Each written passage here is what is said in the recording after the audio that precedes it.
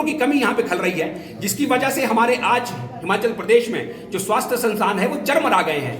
IGMC के 2 doctor किसी संस्थान में जा रहे हैं, 2 डॉक्टर किसी संस्थान में जा रहे हैं, और जो 6 मेडिकल केवल मात्र एक श्वेत हाथी के रूप में अन्य सरकारों ने खोल दिए हैं, उसमें जो है हिमाचल प्रदेश के लोगों को, जो हिमाचल प्रदेश के डॉक्टर हैं, आईजीएमसी से भेजा जा रहा है। ना आईजीएमसी ठीक चल पा रहा है, ना वो बाकी संस्थान ठीक चल पा रहे हैं। इसलिए डॉक्टरों की कमी को भी पूरा किया जाएगा और जितने भी टेस्ट हैं वो निःशुल्क होंगे, जितनी दवाइयां वो निःशुल्क होंगी।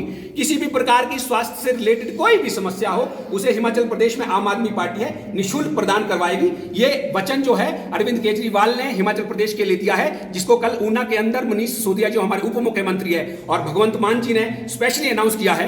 और हिमाचल प्रदेश के लोगों के लिए, हिमाचल प्रदेश की जनता के लिए जो है आम आदमी पार्टी सजग है, चाहे वो शिक्षा का क्षेत्र हो, चाहे वो स्वास्थ्य का क्षेत्र हो।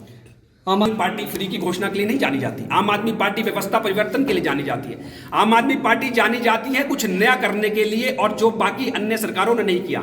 मैं आपसे पूछना चाहता हूं, जिस भारतीय जनता पार्टी की सरकार केंद्र के है, प्रदेश के अंदर है, वो दावा करती है कि हम 600 जो दवाइयां हैं निःशुल्क प्रदान कर रहे हैं, निःशुल्क प्रदान कर रहे हैं। उसी भारतीय जनता पार्टी की सरकार ने 125 जो यूनिट है बिजली के फ्री कर दिए। जो फ्री बीज की बात करती थी, वही भारतीय जनता पार्टी ने महिलाओं का किराया आधा कर दी, नकल थी। इस पे एक मैनेजमेंट होना चाहिए। और आम आदमी पार्टी जो दिल्ली में करके आई है वो सरप्लस स्टेट है। पंजाब के अंदर आपको जानकर ये खुशी होगी, जो इतने सालों से, 60 वर्षों से जो वहां पे अन्य रिवायती पार्टियां थी जिन्होंने इतना बड़ा लोन पंजाब के अंदर डाल रखा था, उसमें से 35% जो लोन है वो वापस कर चुके हैं। उसके बाद भी जो है 300 बिजली यूनिट की घोषणा की है।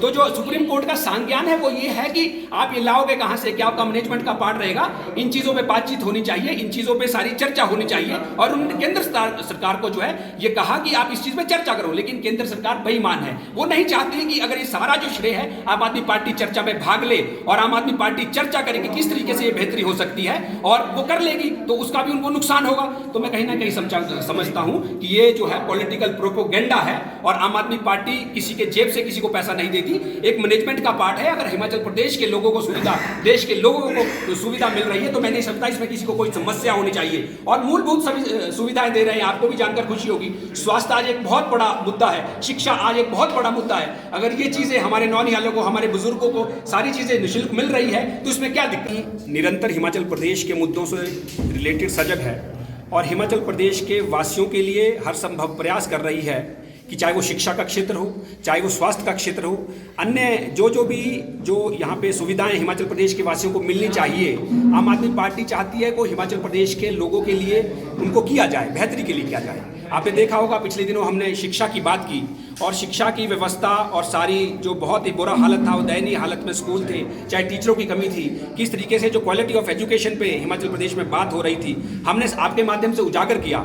और हिमाचल प्रदेश के आगामी चुनावों के मद्देनजर सबसे पहली जो गारंटी आम आदमी पार्टी ने Arvind Kejriwal model of governance के तहत मनीष सिसोदिया जी ने शिमला में आकर दी, वो शिक्षा से रिलेटेड थी। उन्होंने कहा कि शिक्षा जो है निःशुल्क प्रदान की जाएगी, शिक्षा की क्वालिटी को सुधारा जाएगा, और उच्चतम शिक्षा प्रदान की जाएगी, और ये 12वीं तक सारी चीज़ें निःशुल्क दी जाएगी, और टीचरों के जो खाली पद है वो भरे जाएंगे।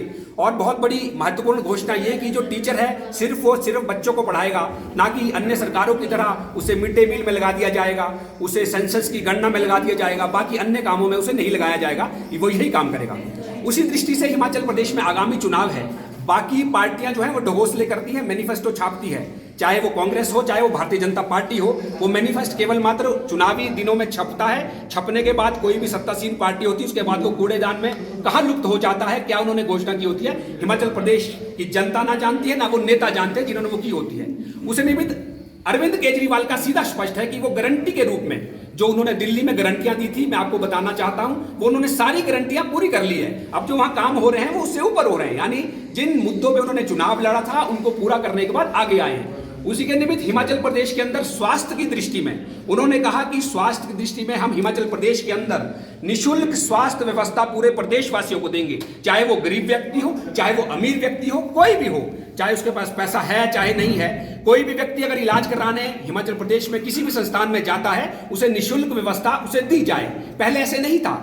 रोड एक्सीडेंट किसी का हिमाचल प्रदेश के अंदर हो जाता है दिल्ली की तर्ज पर, उसे निःशुल्क उसका इलाज करवाया जाएगा। ये नहीं पूछा जाएगा कौन से राज्य से हिमाचल प्रदेश में आया था, वो कौन सी बाउंड्री से आया था।